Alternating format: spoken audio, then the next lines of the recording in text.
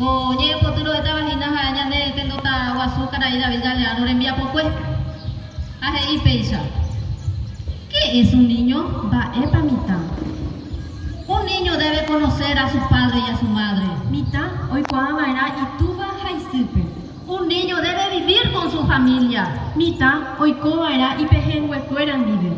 Un niño debe tener un hogar. Mitad, o era cuando va joga. A un niño no debe faltarle el pan. Mitame, oye me eva era gemiura o pa ara. Un niño debe ir a la escuela. Mitad, ojo vaina, voy a ope. Un niño debe jugar. Mitad, oye vos hará y vaina. Un niño debe tener buenos amigos. Mitad, o era cobara, añiru marangatu. Un niño debe estar protegido. Mitare, oye ñangare cobaera. Un niño debe ser sano. Mitaje saibaera. Un niño debe ser feliz. Mitad, ojo putibaera de apague. Un niño debe sentirse niño. Mitad, oñandubaera jaejamita. Un niño debe vivir en paz. Mitad, hoy cobaera agua pepe. Un niño debe sentirse amado. Mitad, oñandubaera oye jaejujashupe.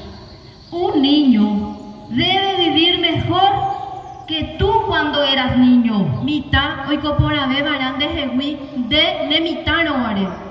Si tienes un niño y es tu hijo, le recono pete y mitad, jaeva neñe moñare, ámalo, deja el jushupe. Vive con él y vive para él. El cogen y veja y koshupe guara. Primero, sé su padre.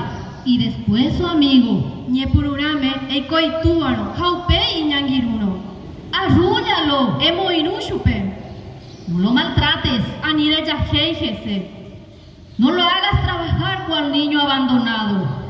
Anire mumba aposhupe mitatire uisha. Edúcalo, eje combo eshupe. Cuídalo, eñangare cógese.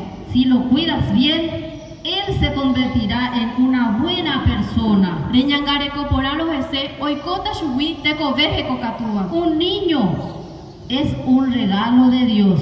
Mitad, jae, yo poi tupa o me eva ñandebe. Ahuye.